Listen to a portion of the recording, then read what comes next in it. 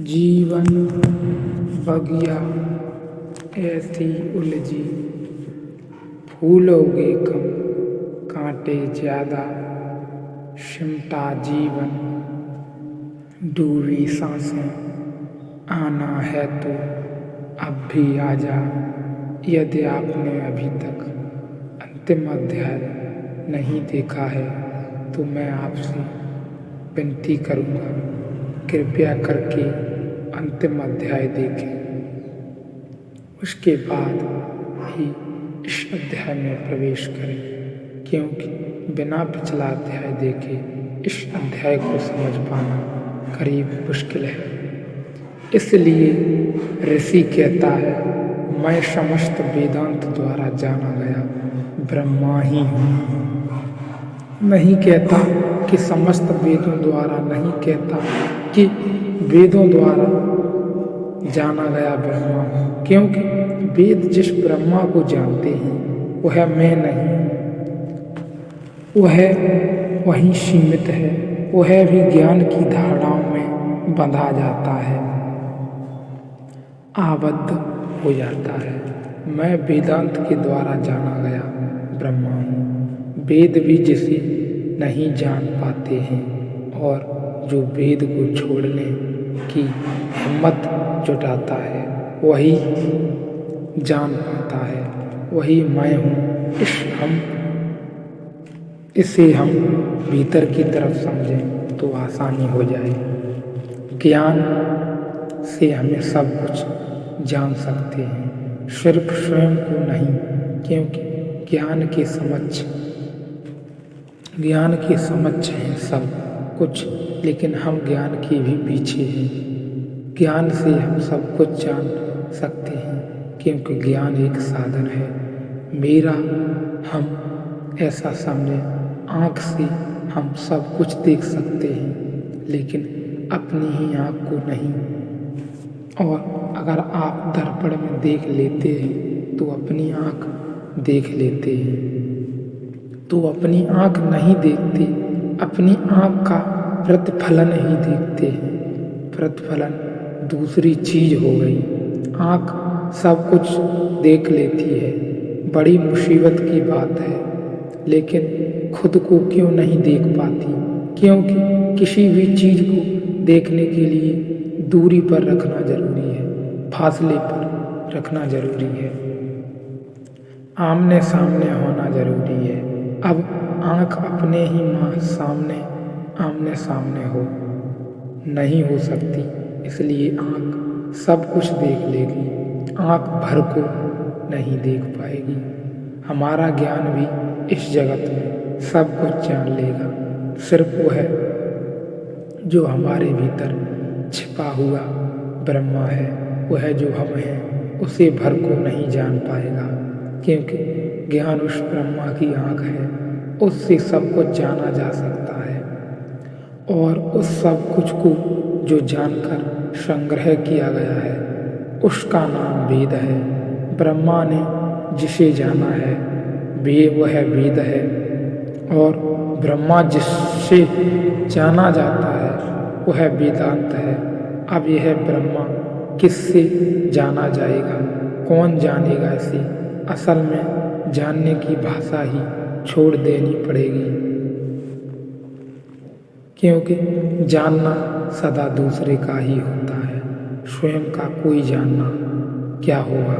कैसे जानेंगे उसे जो हम हैं ही? कौन जानेगा? किस कोण से जानेगा? किस दिशा से जानेगा? इसलिए स्वयं के संबंध में हम जो भी जान लेंगे वह पराया हो जाएगा। जानने के कारण ही असल में स्वयं का होना ज्ञान की पकड़ के बाहर है। तो एक है उपाय कि अगर हम सारे ज्ञान को वस्त्रों की भांति उतार कर नीचे रख दें, जैसे कोई नग्न है जाए वस्त्रों को छोड़कर, ऐसे हम ज्ञान से नग्न हो जाएं, तो जो स्फुरधा घटित होती है वह ज्ञान नहीं है। स्फुरधा है तो जो पुलक भीतर हो जाती है, वह जो बिना जाने जानना हो जाता है, उसका नाम वेदांत है। ज्ञान से नग्न हुआ जो चित्त है वह वेदांत में प्रवेश करता है। लेकिन आदमी बड़ा कुशल है, उसने वेदांत को भी शास्त्र में निबद्ध कर लिया है। उसने वेदांत के भी वेद बना दिए हैं और इसलिए पंडित लोगों को समझाए चले जाते हैं कि वेदांत वेदों का अंत नहीं, वेदों का सार है, वेदों का सार है। झूठी है यह बात, सरासर है गलत, सारी चेष्टा ही यही रही है परम ज्ञानियों की कि किसी बात आपको शब्द से, सिद्धांत से, ज्ञान से छुटकारा मिले, ताकि उस परम में प्रतिष्ठा हो जाए, जिसमें जानने के द्वारा कोई द्वार ही नहीं खुलता है, होने के द्वारा द्वार खुलता है, जानने के द्वारा नहीं। और ज्ञान बाधा है होने में, क्योंकि ज्ञान विस्तार है, अपने से बाहर फैलाव है, और होना अपने में डूब जाना, अपने में ठहर जाना है, मूल बिंदु पर रुक जाना है। तो वेदांत का जो अर्थ है वह है जिस दिन आप सारे ज्ञान को छोड़ने को वैसे तैयार हो जाएं जैसे कोई बुद्ध धन को तैयार हो जाता है। ज्ञान भी धन है, भीतरी संपदा है, संग्रहित है, और बड़े मजे की बात है जैसे धन भी हमारा नहीं होता। हम सिर्फ बीच की श्रृंखला में बंधे हुए एक मालिक होते हैं। बाप का धन बेटे को मिल जाता है, बेटे का धन और बेटों को मिल जाता है। धन लेकर तो कोई पैदा नहीं होता। एक बात पक्की है, कहीं से भी मिलता हो, कैसे भी मिलता हो, धन लेकर कोई पैदा नहीं होता। राज्य देता हो कि परंपरा देती हो, कि वंश देता हो, कि समाज देता हो, कि श्रम से खोजा जाता है, कि चोरी की जाती है। एक बात तय है कि धन लेकर कोई पैदा नहीं होता है और धन लेकर कोई मरता नहीं है। इसलिए धन बीच का कोई घटना है जो हमसे बाहर है। ज्ञान भी ऐसा ही है, ज्ञान भी हमें दूसरों से ही मिलता है। ज्ञान भी अर्जित राशि है समाज की, इसलिए जानकर जानवर ज्ञानी नहीं हो पाते, उसका और कोई कारण नहीं है। सिर्फ इतना ही कारण है कि उनके पास ज्ञान को संग्रहित करने के लिए भाषा नहीं है। इसलिए बाप जब मरता है तो बेटों को अपना अनुभव नहीं दे जा पाता। कोई उपाय नहीं, बेटे को फिर से वहीं से शुरू करना पड़ता है जहाँ से बाप ने शुरू किया था। इसलिए जानवर आगे नहीं बढ़ पाते। जिन कौमों के पास लिखने का साधन नहीं है वे कौमें भी आगे नहीं बढ़ पाती, क्योंकि बाप मुखाग्र कितना कह सकेगा, कितना कह सकता है।